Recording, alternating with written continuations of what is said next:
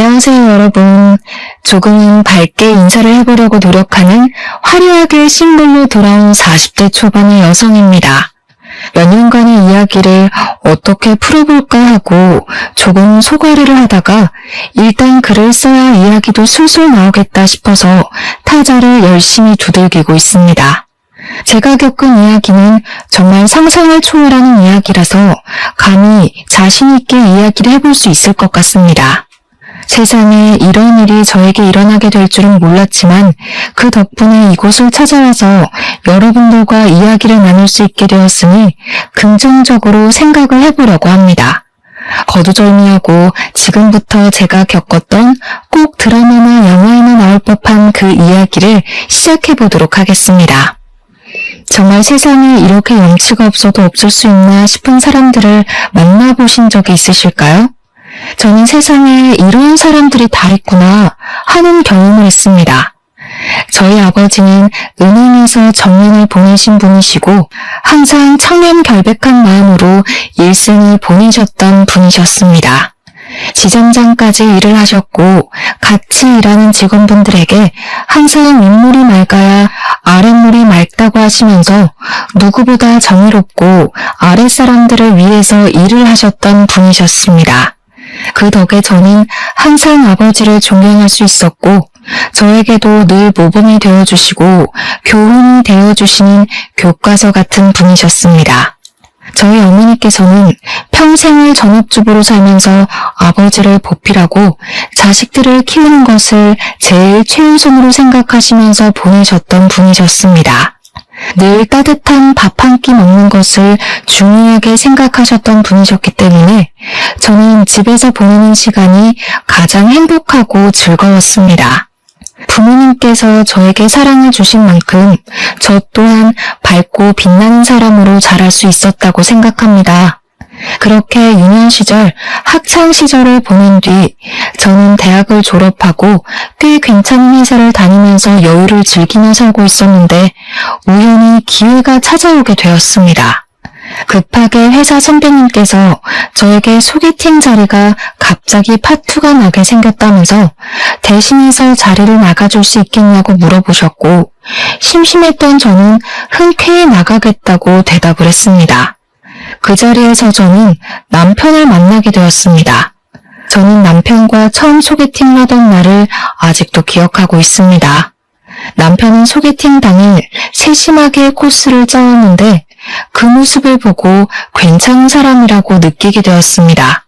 제가 사실 결정하는데 어려움 있는 남자들을 싫어하는 타입이라서 이 남자가 일일이 코스를 짜오고 두 번째, 세 번째 대안을 짜온 모습이 마음에 들었던 것이었습니다. 남자가 칼을 뽑았으면 무라도 썰어야 하지 않겠습니까? 박력 있게 자기가 원하는 바를 딱딱 말해주는 사람을 찾고 싶었던 저에게 남편은 아주 괜찮은 사람이었던 거죠. 저는 땜질로 나가게 된 소개팅 자리이긴 했지만 둘 다 나이가 어느 정도 있었기 때문에 결혼을 전제로 만나보기로 결정을 내리게 되었습니다. 물론 저도 남편의 인상이나 성격이 호감이었으니까 남편이 저에게 결혼을 전제로 한 연애를 들이밀었을 때 오케이를 한 것이겠죠. 저희는 그 이후에 8개월이라는 시간 동안 서로를 확인하고 사랑을 느끼게 되어 결혼식까지 순리대로 올리게 되었습니다. 결혼식 자체는 양가의 축복 아래 정말 성대하게 치러지게 되었습니다. 아무래도 저희 아버지께서 은행 지점장을 하고 계시니 손님들이 꽤 많이 오셨던 것입니다. 저는 그 당시 백화점 화장품 매장에서 일을 하고 있었고 남편은 평범하게 회사에 재직 중이었는데 맞벌이다 보니 돈 문제에 있어서 크게 모난 부분은 없었습니다. 누가 더 벌고 누가 덜 벌고의 차이를 두지 않았고 우리 부부가 공용으로 돈을 관리하면서 대출금도 갚고 가게 생활도 잘 꾸리며 살기로 했습니다. 시작이 괜찮았던 만남이었기 때문에 사실 저는 결혼 생활 자체도 너무 행복하고 즐겁기만 할 것이라고 생각했습니다. 조금 마음에 걸렸던 게 있다면 남편의 엄마, 그러니까 시모는 시부와 이혼을 한 상태였고 남편이랑 시모랑 단 둘이서 살고 있다는 점이었습니다. 시모는 딱히 일을 하거나 돈을 벌어오지 않고 있는 돈을 까먹으면서 살고 있는 사람이었습니다. 물론 결혼 전에 남편이 용돈을 주었을 수도 있고 자세한 건 모르지만 시모가 돈을 벌어서 생활을 하는 사람이 아니라는 것은 알고 있었습니다. 시부랑 이혼을 했을 당시에 시부 쪽 과실로 인한 이혼이었던 것인지 위자료랑 양육비를 꽤 받았다는 이야기를 뒤늦게 들어 알게 되었습니다. 시모는 그 돈을 그저 까먹는 데만 쓰지 않고 주위 사람의 권유를 받아서 부동산에 투자를 했다고 하더라고요. 저는 솔직히 투자 같은 건 무서워서 못하겠던데 시모는 과감한 성격인 건지 사람들의 말만 듣고 바로 투자를 진행했다고 합니다. 그 투자를 했던 땅이 뒤늦게 도로가 뚫리고 개발이 되면서 이익을 엄청나게 보게 되었고 사는데 부족함이 없을 정도로 돈을 긁어모았다고 하더라고요. 시모는 그 투자 하나가 잘 된 것에 기가 살아서 본인이 상당히 재테크를 잘하는 사람이라고 으스대는 걸 즐기고 사람들의 시선을 받는 걸 좋아하시는 분이었습니다. 저에게도 투자를 하고 싶거나 돈을 불리고 싶은 마음이 있으면 본인에게 와서 이야기를 하라고 하셨거든요. 하지만 제대로 공부한 사람도 아니었고 은근 팔랑귀인 부분이 있어서 주위에서 이게 괜찮다더라 하면 일단 투자를 하고 보는 리스크가 많은 투자를 하는 분이셨습니다. 저에게 으스대면서 통장에 돈을 쌓아두는 것만큼 바보 같은 짓 없다고 늘 말씀하셨지만 사실 부동산 투자라는 게 다 그렇지 않겠습니까? 어디가 개발된다더라, 어디에 뭐가 들어선다더라 하는 소문만 듣고 몰렸다가 이도저도 아니게 망하는 사람이 한둘도 아니고요. 그냥 시모는 우연히 주워들은 정보를 가지고 투자를 했던 땅이 재개발이 되면서 로또를 맞은 케이스, 그 이상 그 이하도 아니었습니다. 저는 저희 아버지께서 은행에서 오래 일을 하셨기 때문에 아버지의 투자 방식이 훨씬 더 마음에 들고 안정적이라고 생각을 하고 있었습니다. 단지 수익률은 시모보다 떨어질지 몰라도 아버지께서는 단돈 10,000원을 벌어도 손실이 나지 않는 곳으로 최대한 알아보고 일을 하셨습니다. 시모는 그런 단순한 노력도 없으면서 자기가 벌었던 돈에 대한 뽕으로 취해 사시는 분이었고요. 아무튼 집은 반반 대출로 얻게 되었는데 아버지가 일하시는 은행을 통해서 조금은 손쉽게 대출을 받아 얻을 수가 있었습니다. 사실 저희 부모님께서는 돈 싸들고 있어봐야 뭐하냐, 죽어서 들고 갈 것 아니라며 조금 도와주시겠다고 하셨지만 그 부분은 제가 딱 잘라 거절을 했습니다. 왜냐하면 돈이 있다고 투자를 외치시던 시모가 집을 구할 때가 되자 저희에게 단 한 푼도 도와줄 수 없다고 선언을 하시고는 바라지도 말라고 하셨거든요. 세상에 아파트를 매매하는 것만큼 실패한 투자가 없다면서 집값은 어떻게 될지 모르는 거라고 손해보기 싫다고 하셨습니다. 시모의 마음도 이해가 가지 않는 것은 아니었지만 아들이 결혼하는데 너무 매정한 것 같아서 서운함이 느껴지기도 했었습니다. 시모가 도와주지 않겠다고 선언을 한 상태에서 저희 부모님께서 도와주시겠다고 하셨고 저도 억울한 마음이 드는 것이 싫어서 거절을 했던 것이었습니다. 남편에게도 서로 양가해서 돕지 않겠다고 했으니 정확하게 반반 결혼을 하자고 했고 허례허식은 피하기로 결정을 내렸습니다. 하지만 인생사라는 게 저희 두 사람의 생각과 계획대로만 착착 진행이 될 리가 없지 않겠습니까? 언제는 저희에게 한 푼도 도와줄 수 없다고 딱 잘라 거절을 했던 시모가 어떻게 결혼을 하면서 시댁에 아무것도 안 할 수가 있냐고 하시더라고요. 한마디로 본인이 돈 쓰는 건 죽어도 싫지만 받을 수 있는 건 다 받아야겠다고 외치는 놀부심보를 가진 사람이었던 것입니다. 저는 시모가 도와주지 않겠다고 먼저 이야기를 했었기 때문에 사실 받아칠 수 있는 말은 넘치고 넘쳤습니다. 하지만 더 골머리를 썩는 일이 생기게 되었는데 남편의 친부에게서 저에게 바로 연락이 온 것입니다. 누군지도 모르는 번호로 전화가 와서 조심스럽게 받았더니 다짜고짜 저에게 큰 소리로 화를 내시더라고요. 결혼을 한다는 소식을 들었는데 왜 아직까지도 인사를 드리러 오질 않아? 지금 나를 무시하는 건 뭐야? 며느리가 되어서 시합이 될 사람한테 제깍제깍 와야지. 저는 당연히 그 전화를 받고 너무나도 어이가 없었습니다. 남편도 시모도 저에게 남편의 친부에게 인사를 드리러 가야 한다고 언지를 해준 적이 없었기 때문이었습니다.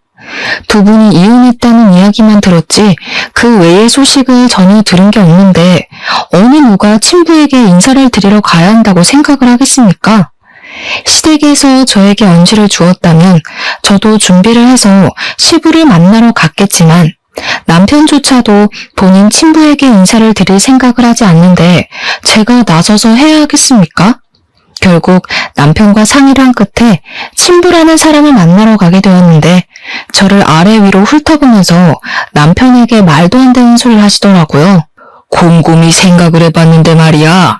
아무리 양육권 친권을 그 여자가 가져갔다고 하지만 결혼식 같은 중대한 자리에는 엄마보단 아빠가 하는 게 낫지 않겠냐? 내가 친아비인데 혼주석에 앉지 못할 이유가 전혀 없지 않겠냐 이 말이야. 곰곰이 한번 생각을 해봐라. 아무리 그래도 엄마가 앉아야 하지 않겠어요? 네 어미가 혼주석에 앉겠다고 하든 내가 세장가 들은 거 너도 알지? 내 부인이랑 같이 혼주석에 앉는 것도 나쁘지 않을 것 같은데. 저는 그 대화를 듣고 정신이 멍해지는 기분이 들었습니다. 지금의 남편을 평생 키우고 함께 살았던 시모의 자리에 새엄마를 앉히고 싶다고 말을 하는 시부. 그런 사람을 누가 이해할 수 있겠습니까? 제가 그때라도 이 집안이 상당히 콩가루구나, 정상이 아니구나 하는 걸 느꼈을 때 도망을 쳤어야 하는데 말입니다. 사람은 참 미련하고 바보 같은 동물이지 않겠습니까? 이미 신혼집도 다 구해준 상황에서 그냥 이 상황을 모면해야겠다는 생각밖에 들지 않았기에 저는 필사적으로 대화를 다른 주제로 돌리려고 애를 썼습니다. 그런데 이 바보 같은 남편놈이 무슨 생각으로 그런 소리를 한 건지 시모한테 가가지고 시부 이야기를 고스란히 전달을 한 게 아니겠습니까? 이야기를 전해들은 시모는 노발대발 난리를 치면서 그 정신나간 인간이 노망이 난 것이 틀림없다며 분노를 감추지 않았습니다. 자기가 도대체 애 키우는데 뭘 해주는 게 있다고 혼주석에, 그것도 새 마누라랑 앉겠다고 난리야 난리를. 아버지 말로는 엄마가 어차피 재혼도 안 했는데 혼주석 한 자리를 공석으로 두느니 두 부모가 있는 아버지 쪽에 앉는 게 모양새가 낫지 않겠냐고. 그 쳐 죽여도 시원치 않을 인간 노망이 났네. 노망이 났어. 얘 며느리야, 너도 그렇게 생각하니? 대답 생각하고 잘해봐봐. 저는 정말 머리가 부서지는 줄 알았습니다. 제가 거기서 무슨 의견을 어떻게 더 내겠나요? 결국에는 시모가 양육권이며 친권이며 전부 들고 있었고 남편을 평생 키워냈으니 시모가 혼주석에 앉기로 마무리가 되었습니다. 물론 어떻게 보면 당연한 이야기인데도 불구하고 이 문제로 거의 3주간 시모와 시부가 싸우고 난리를 쳤으니 제가 얼마나 힘들었겠습니까? 시부는 마지막으로 저에게 상견례 자리에 시모가 떡하니 가서 앉아 있었으니 자기네 집안이랑도 만날 수 있게 자리를 마련하라고 했습니다. 저희 부모님께 그 이야기를 전달할 때 얼마나 얼굴이 화끈거렸는지 모르겠습니다. 결국 시부가 원했던 대로 결혼 전에 시부네 가족들과 함께 간단하게 언약식 비슷한 스몰 웨딩을 준비하기로 했습니다. 친구들 사이에서도 한동안 이슈였어요. 같은 남자랑 2번 결혼한 여자가 되어버린 거니까요. 부끄럽긴 했지만 그때까지만 해도 긍정적으로 생각을 하려 애를 썼습니다. 웨딩드레스도 2번이나 입어보고 아주 신선한 경험을 한다면서 정말 괜찮은 척, 즐기는 척하는 척쟁이 생활을 하게 되었습니다. 저희 부모님께서 걱정하시는 만큼 제가 더 괜찮다는 모습을 보여드려야 할 것 같아서 말입니다. 하지만 이것들이 모조리 제 발목을 잡을 일이었다는 걸 그때는 왜 몰랐을까요? 다시 생각해도 조상님이 몇 번이나 이 결혼을 말렸었던 게 틀림없습니다. 그 사들이 난 이후에 시모는 그동안 시부랑 남편이 연락은커녕 서로 생사도 모르는 채로 지내고 있는 줄 알았는데 그게 아니었다는 것을 알게 된 것입니다. 알고 보니까 남편이 시모 몰래 시부랑 연락을 하고 지냈던 것도 모자라서 시부의 새 부인, 그러니까 새엄마와도 연락을 하고 지내고 있었던 것이었습니다. 남편이 약가 빠진 건지 뭔지 그동안 남편이 돈이 필요할 때마다 시부에게 연락을 해서 용돈을 받아서 타쓰고 있었던 것이었습니다. 시부는 용돈을 주면서 남편과의 관계를 유지하고 시모 몰래 틈틈이 만나서 밥도 먹고 시간을 보내고 있었던 것이었고요. 새 부인과 시부 사이에 자식이 들어서지 않았기 때문에 나중에 노후를 대비하는 마음에서 남편에게 효도를 바라고 있었던 것이었습니다. 본인들이 나중에 늙고 지쳐서 아무런 힘도 없고 할 수 있는 일이 사라질 때 본인들 수발을 들어주라면서 남편에게 돈을 주고 있었던 거죠. 참 그 부분도 어이가 없는 게 뭐냐면요. 용돈도 푼돈으로 주고 결혼할 때 한 푼 도움도 주지 않은 사람들이 그런 생각을 하고 있었다는 겁니다. 돈이라도 막 몇 억을 주었다면 당연히 효도를 해야 하는 건 맞지만 뭐 끽해봐야 가끔 밥이나 사 먹으라고 용돈을 주는 정도였던 걸로 알고 있습니다. 저한테는 시부의 행동이나 시모의 행동이 전부 염치가 없이 구는 것처럼 느껴졌다 이 말인 거죠. 게다가 저에게 용돈을 줬던 것도 아닌데 왜 우리 부부가 효도를 하길 바라는 건지 이해를 할 수 없었습니다.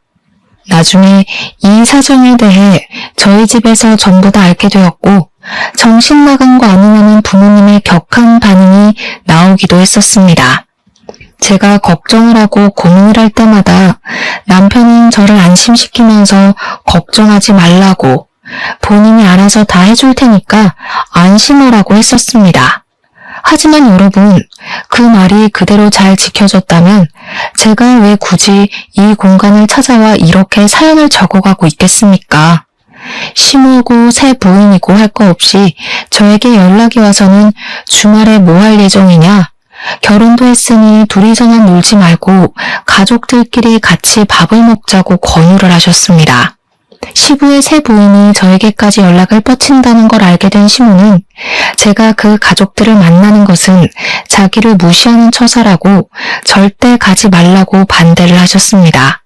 사실 반대를 안 하셨어도 안 갔을 자리이긴 하지만 그 핑계를 대면서 시모는 주말에 저희 집에서 늘어붙기 시작하셨습니다. 아침에 찾아와서 오늘 어디 나갈 예정이냐 아니면 집에 있자 하시고는 제가 누구랑 연락을 하는지 꼼꼼하게 살펴보셨습니다. 저희 부모님께 이 고충을 토로했더니 제 걱정에 밤에 잠이 안 온다고 하시더라고요.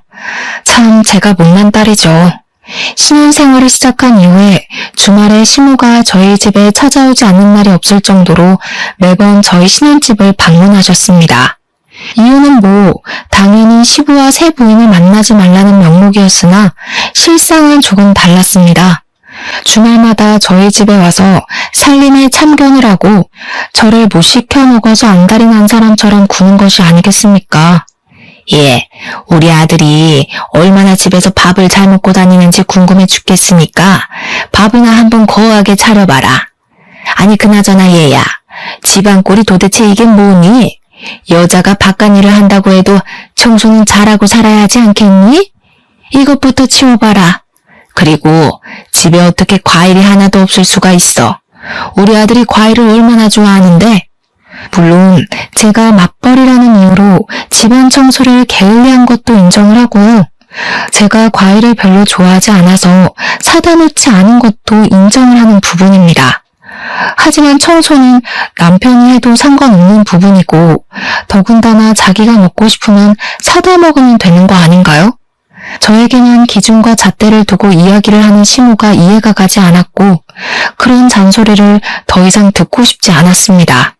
결국 이런 생활이 3개월 동안 내내 반복이 되자 저도 더 이상은 참을 수가 없어서 시모에게 냅다 소리를 지르면서 이야기를 했습니다. 그리고 시모에게만 해봐야 소용이 없다는 것을 깨닫고 시부에게도 연락을 드려서 말을 하게 되었습니다. 제가 한 이야기의 요점은 결혼식 혼주석에 앉은 게 시모이듯 남편을 평생 키운 사람은 시부가 아니라 시모인 건 틀림없다. 그러니까 우리가 최소한의 도리만 하고 살 수 있게 서로 양해를 해달라는 말이었습니다. 시모가 계속 시부에게 신경을 곤두세우니 가운데서 새우등 터지는 건 저뿐이었거든요. 제가 언제까지 양쪽의 눈치만 보면서 살 수는 없지 않겠습니까? 시모와 시부한테도 서로 알아듣게 잘 이야기를 했으니 주말에는 제발 집에서 가만히 시체처럼 쉴 수 있게 도와달라고 읍소를 했습니다. 정말 저희 부모님께도 그렇게 애원을 해본 적이 없는 것 같은데 말입니다. 제 말은 서로 제발 신경을 곤두세워서 누구한테 더 잘하는 만에 이런 소리 하지 마시라는 거예요. 저희도 이제 부부간의 생활을 시작하게 되었으니 존중해 주셨으면 좋겠습니다. 저희 부부 맞벌이로 일을 하고 있는데 저도 쉴 시간이 필요하다고요. 제가 백화점 화장품 브랜드 매장에서 일을 하고 있었기 때문에 사실은 평일보다 주말이 더 바쁜 직종이긴 했습니다. 그런데 제가 연차가 많이 쌓여 있어서 휴무일 조정이 쉽고 신혼부부라서 주말에 쉴 수 있게 배려도 받았단 말입니다. 하지만 시모가 매번 그렇게 찾아와서 저를 감시하고 있는데 어떻게 쉬겠습니까? 차라리 출근을 해야겠다는 생각이 들 정도였습니다. 백화점이라는 게 1년 365일 쉬지 않고 돌아가는데 오죽하면 출근을 해서 일을 하는 게 낫겠다고 생각을 하겠냔 말입니다. 제가 전화로 난리를 치우자 결국 시모도 시부도 저한테 불만이 쌓인 채로 휴전 아닌 휴전을 하게 되었습니다. 그 난리 이후에 저는 다시 평화를 찾게 되었고 참는 게 정답이 아니라는 걸 알게 되어서 불만이 있으면 바로바로 말을 하는 사람으로 변하게 되었습니다. 시모가 그 이후에도 가끔은 저희 집에 찾아와서 트집을 잡곤 했는데 그러면 저도 바로 시댁으로 달려가서 시모의 집에 트집을 잡았습니다. 시모가 저희 집에 와서 괜히 커튼을 만지작거리면서 이게 무슨 색이냐, 인테리어를 망친다, 색 누가 골랐냐 하며 제가 고른 거 뻔히 알면서 이야기를 하시대요. 저는 그런 치졸한 모습으로 구는 시모가 어이가 없어서 다음날 바로 퇴근하자마자 시댁으로 찾아갔습니다. 어머님, 다시 보니까 소파 색깔이 영 칙칙한 게 별로네요. 재질도 별로인 것 같고. 집이랑 너무 안 맞는 거 아니에요? 싸구려를 사셨나? 우리 시모가 졸부이다 보니까 뭐든 비싼 게 최고라는 생각으로 사시는 분이셨거든요. 당연히 소파도 최고급 소파일 게 분명했지만 일부러 시모 들으라고 싸구려를 강조하면서 이야기를 했습니다. 시모가 가전으로 트집을 잡으면 저도 가서 일부러 독일제 주방기구를 보고 이거 중소기업 거냐고 깎아내리기도 했고요. 저희 시모가 몸집이 조금 뚱뚱하게 있는 편인데 저는 사실 시모보다 키도 10cm나 크고 몸도 호리호리하게 마른 편이거든요. 시모는 그게 또 은근히 비교가 되고 불만이 오는지 자꾸 본인이 안 입는 옷을 저에게 막 주는 겁니다. 저랑 허리 사이즈부터가 다른데 일부러 자기한테는 커서 못 입는 옷이라고 하면서 저에게 사이즈 딱인 것 같다고 가서 입으라고 쥐어주셨습니다. 하도 제 몸을 가지고 후려치시길래 처음에는 그냥 웃기고 말았는데 계속 저러니까 저도 슬슬 짜증이 나더라고요. 어머님, 이거 딱 보기에도 사이즈가 안 맞아 보이지 않으세요? 어머님 보는 눈이 진짜 없으시다. 저 허리 27 사이즈 입어요. 어머님은 넉넉한 거 찾으셔서 고무줄 바지만 입으시잖아요. 저 이거 안 맞아요. 혹시 이거 한번 입어보신 거 아니에요? 허리가 늘어난 것 같아서요. 은근히 야들야들하게 굴면서 시모를 깎아내리니까 처음에는 시모도 발끈하면서 저한테 난리를 치더니 나중에 가서는 제가 별로다 하니 권하지 않으시더라고요. 저한테 타격을 주는 것보단 본인이 타격을 입는 게 더 많다고 생각이 들었는지 옷을 권하지 않으시는데 참 무슨 심보인지 이해가 가질 않았습니다. 그렇게 결혼 생활에 날을 세운 지도 2년이라는 시간이 지나가고 어느 날 친정아버지께서 정년퇴직을 하시게 되었습니다. 정년퇴직을 한 이후에는 퇴직금을 넉넉하게 받았기 때문에 그 돈을 어떻게 굴릴까 고민을 하시다가 친구분과 사업을 시작하셨습니다. 마스크 사업을 시작하시게 되었는데 그 이후에 전염병이 크게 돌면서 마스크 대란이 일어나게 되었던 것입니다. 아버지의 사업은 갑자기 급성장을 하게 되고 공장을 24시간 돌리면서 뽑아낸 마스크들은 불티나게 팔리기 시작했습니다. 오죽하면 24시간을 돌려도 수량을 맞추지 못할 만큼 바빠졌습니다. 아버지의 마스크는 퀄리티가 좋아서 단가가 조금 있었음에도 불구하고 없어서 못 파는 수준이 되었습니다. 친정은 순식간에 떼부자가 되었고 아버지는 이 대란이 얼마나 가게 될지 모른다며 투자를 하기 시작하셨습니다. 이리저리 발로 뛰어 알아보신 결과 마스크 사업으로는 부족할 수 있다면서 원단 사업까지 손을 대셨습니다. 마스크에 들어가는 필터와 직결된 의료 원단 같은 사업이었는데 신소재 사업이었기 때문에 아버지가 보시기에는 미래가 밝다고 생각을 하신 것입니다. 나쁘지 않은 투자임이 틀림없다고 확신을 가지고 투자를 진행하시니까 저는 아버지 걱정을 전혀 하지 않았습니다.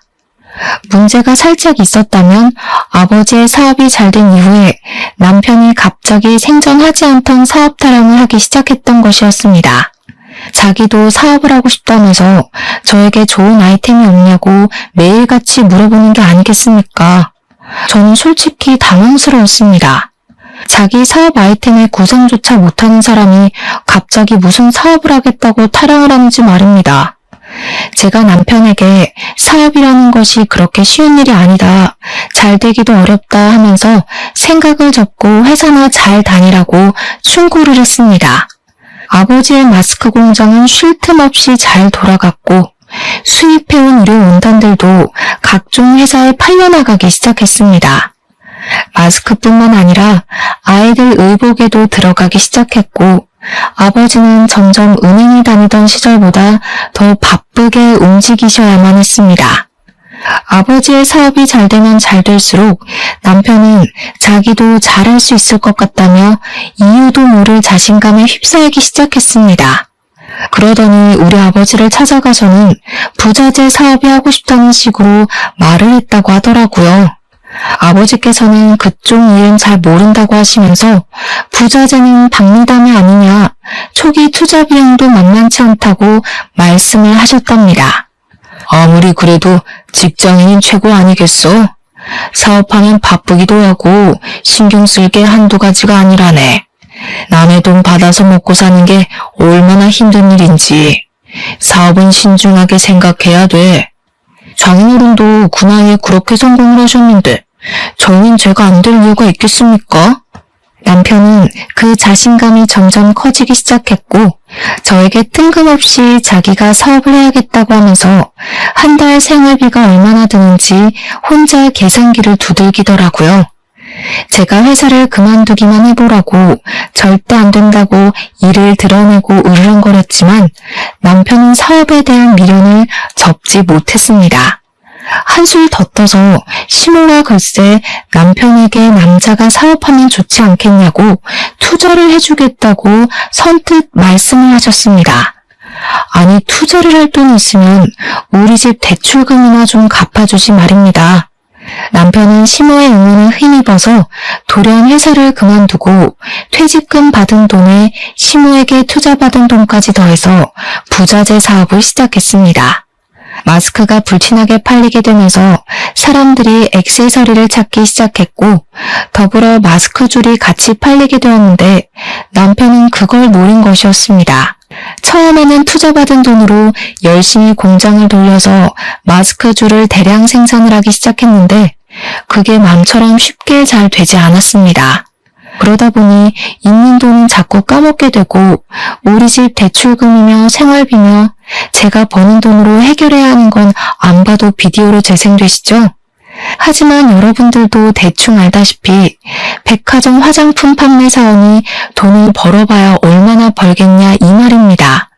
시간이 흐르면 흐를수록 생활비가 점점 부족해지기 시작했고 저는 남편에게 제발 사업에 그만 눈을 돌리고 직장 생활하면서 돈을 벌어오라고 부탁을 했습니다.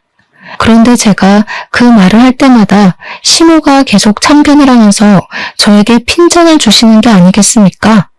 남편이 하는 일에 토달지 말아라. 어디 여자가 남자 바깥 일에 신경을 쓰고 그러니? 알아서 잘 하겠지. 우리 아들이 얼마나 똑똑한 아인데 떼부자가 하루아침에 되냐? 결국 저는 몰려드는 압박과 쉴 새 없이 빠져나가는 돈 때문에 생활비가 부족해지는 위기에 봉착했고 대출금을 갚기 위해 아버지께 돈을 빌려야 했습니다. 그런데 아빠가 제 사정을 전부 들으시고는 아주 단호하게 그런 말을 하시더라고요. 대출금을 전부 대납을 해줄 테니 집 명의를 제 명의로 바꾸라고 말입니다. 남편과 상의를 해보고 진행을 해야 할 것 같아서 집에 돌아와서 아버지가 저에게 해준 말씀을 전달을 했더니 남편의 표정이 오묘하더라고요. 남편은 사업이 만만치 않음을 느끼고 좌절해가고 있었던 시점이었는데 아버지께서 집 대출금을 전부 갚아준다고 하니까 명의 따위 바꾸는 게 뭐가 대수냐고 당장 하라고 하더라고요. 그 이야기를 들은 시무만 뾰루통에 있었습니다. 대출금 갚아주신다니까 감사하긴 한데 명의는 왜 바꾸라고 하시냐? 누가 그 집 홀라당 까먹는다냐? 또 모르죠. 나중에 집 담보대출이라도 잡히면 큰일이지 않겠어요? 그 뒤로는 시모 말도 깡그리 무시했죠 뭐. 시모고 시부고 집 갚는데 돈 한 푼 안 보탠 사람이 무슨 할 말이 많다고 그렇게 참견을 해대는지. 아무튼 남편의 사업은 1년 가까이 침체기를 맞이하다가 아주 예상도 못한 시점에 갑자기 대박이 터지게 되었습니다. 그건 바로 남편이 외국의 캐릭터의 액세서리를 무리하게 계약을 해가지고 국내에 들여오게 되었는데 정말 뜬금없는 타이밍에 그 캐릭터가 인기를 얻게 된 것입니다. 국내에서 입소문을 타고 유명해지기 시작하자 팔리지도 않던 부자재가 미친 듯이 팔리기 시작했습니다. 남편은 마스크줄 판매를 바로 접고 그 캐릭터의 액세서리 위주로 공장에서 물건을 찍어내고 납품을 시작하게 되었습니다. 사업이라는 게 정말 한 치 앞도 예상할 수 없는 일이더라고요. 남편의 사업이 언제 침체기를 겪었냐는 듯이 갑자기 승승장구를 하게 되었습니다. 근데 우리 남편이 그 캐릭터를 무리해서 계약했을 당시 돈이 없어서 우리 아버지에게 투자금을 빌린 적이 있었습니다. 저는 아버지에게 이 사람이 다시 직장에 다니는 것이 좋겠다, 도와주지 말라고 이야기를 했었는데 아버지는 사업을 시작했으면 실패도 겪어봐야 성장하는 법이라고 하셨습니다. 그래서 꽤 큰 돈을 턱 빌려주셨는데 그 돈이 무려 2억이나 되었습니다. 그 캐릭터가 사실 해외에서도 그다지 인기가 있었던 캐릭터는 아니라서 부자재를 거의 독점으로 들여오는데 그 돈이 필요했던 것입니다. 그걸 아버지한테 빌려서 계약을 하게 되었는데 이젠 뭐 그 돈을 갚고도 남을 만큼 매출이 훌쩍 뛰게 되었습니다. 그런데 정말 반전으로 그때 저희 아버지의 사업이 갑자기 내리막길을 걷게 되었습니다. 아버지께서 신소재 쪽으로 완전히 눈을 돌렸는데 대기업에서 아버지의 사업 아이템을 훔쳐서 장사를 하기 시작한 것입니다. 대기업을 어떻게 개인 사업자가 이길 수 있겠습니까? 거래처는 물론이고 홍보며 소재 개발까지도 싹 대기업에 빼앗기게 되었습니다. 그때쯤 마스크 사업도 공장들이 풀가동을 하면서 수요가 확 줄게 되었고요. 아버지의 사업이 크게 휘청하게 되었는데 남편의 사업은 나날이 고공행진을 하고 있었습니다. 남편은 독하게도 남편의 공장이 아닌 다른 공장에서 카피해서 판매를 하는 그 캐릭터들을 전부 신고해서 완전히 시장을 독점하고 있었습니다. 인터넷에서 판매되고 있는 짝퉁 제품들을 하나하나 찾아서 신고를 하고 판매 중지를 걸고 있었던 것입니다. 그러면서 남편은 사업이 잘 될 줄 알고 있었다면서 다 자기 능력이라고 말을 하고 다니며 마치 투자에 성공한 시무처럼 으스대고 있었습니다. 허구한 날 무슨 술을 그렇게 마시고 다니는 건지 사실 남편의 사업은 부자재 사업을 하는 거라 그다지 뭐 접대할 일도 없었습니다. 그럼에도 불구하고 무슨 맨날 접대를 하러 다닌다고 하면서 집에 늦게 들어오는 건 물론이고 매일같이 술에 취해서 개가 되어 들어왔습니다. 저는 그런 남편을 잡고 부탁을 했습니다. 지금 우리 아버지의 사업이 많이 힘들다고 하는데 돈을 좀 빌려주면 안 되겠냐고 말입니다. 사실 남편도 저희 아버지에게 투자금을 빌린 게 있으니 갚아야 하는 게 도리 아니겠습니까?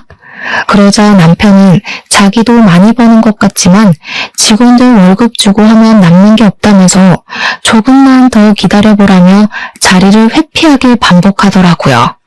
아버지의 공장이 굴러가고 있긴 했지만 자꾸만 적자가 나는 상황이었고 결국에는 공장을 정리해야 할 것 같다고 이야기를 하셨습니다. 그래도 그간 투자가 불려놓은 재산이 있어서 크게 망하고 빚이 생기고 한 것은 아니었지만 저는 마음이 정말 너무 안타까워 어쩔 줄을 몰랐습니다. 남편에게 일부라도 투자금을 상환해 주기를 부탁하기도 했었습니다. 2억이 갑자기 생기면 부모님의 노후 자금으로 충분할 것 같다고 생각을 했기 때문에 남편을 붙잡고 진지하게 이야기를 한 것입니다. 남편은 알겠다고 하면서 매달 돈을 갚아 나가겠다고 약속을 했는데 참 나중에 아버지께 들어서 알게 되었습니다. 우리 남편이 투자금을 갚겠다고 하면서 매달 50만 원이라는 돈을 보냈다는 것입니다. 거기서 저는 이성을 잃었죠. 시모는 본인 아들이 매달 50만 원을 보내는 것에 감사할 줄 알아야지 가족들끼리 돈 문제로 얼굴 붉히고 따지는 게 아니라는 식으로 말을 하시더라고요. 저는 남편이 우리 아버지에게 빌린 돈을 갚아야 하는 건 당연한 거다. 어려울 때 도움을 받았으니 우리 아버지 사업이 어려울 때 도와야 하는 거라고 했습니다. 하지만 시모는 저의 그런 생각 자체가 틀려먹은 것이라고 이야기를 하는 것이 아니겠습니까? 하루는 시모가 우리 집에 참견을 하러 오셨다가 지갑을 두고 가시는 바람에 제가 시모의 집으로 오랜만에 방문을 하게 되었습니다. 사실 지갑만 두고 나오려고 했는데 현관에 있던 주문이 바뀐 걸 보고 의아해서 집으로 들어가게 되었습니다. 저 정말 너무 깜짝 놀랐잖아요. 시모네 집 가구며 가전이며 전부 새 걸로 싹 바뀌어 있었거든요. 어머님, 이게 다 뭐예요? 집 인테리어가 싹 바뀌었네요. 그러니까 시모가 갑자기 동공이 막 흔들리면서 너무나도 당황을 하시는 게 아니겠습니까? 그냥 바꿨으면 바꿨다고 하면 되는데 말입니다. 그 순간 저에게 촉이라는 게 싹 꽂혀 들어왔는데 냉장고, TV, 공기청정기, 세탁기, 건조기, 청소기 전부 새 것으로 바뀐 게 시모가 무슨 돈이 있어서 이걸 다 샀나 싶더라고요. 물론 시모도 바꾸려면 한 번에 바꿀 재력이 없는 건 아니지만 평소에 가전 바꾸는 것에 그다지 신경을 쓰지 않던 분이셨거든요. 이거 혹시 전부 남편이 바꿔준 거예요? 아니, 우리 아들이 혼자 사는 내가 적적해 보인다고 사줬다 왜?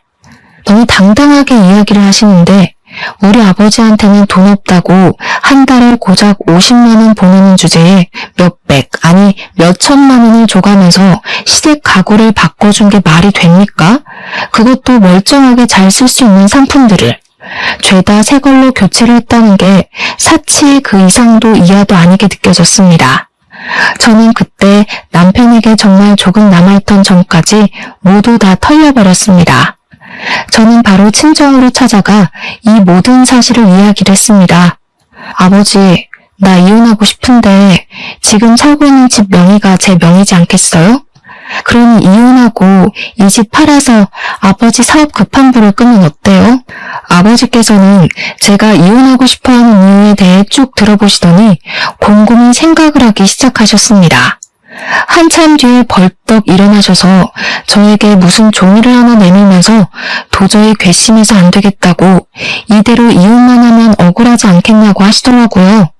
그 종이를 읽어보니까 변호사 공증까지 받은 차용증이 아니겠습니까?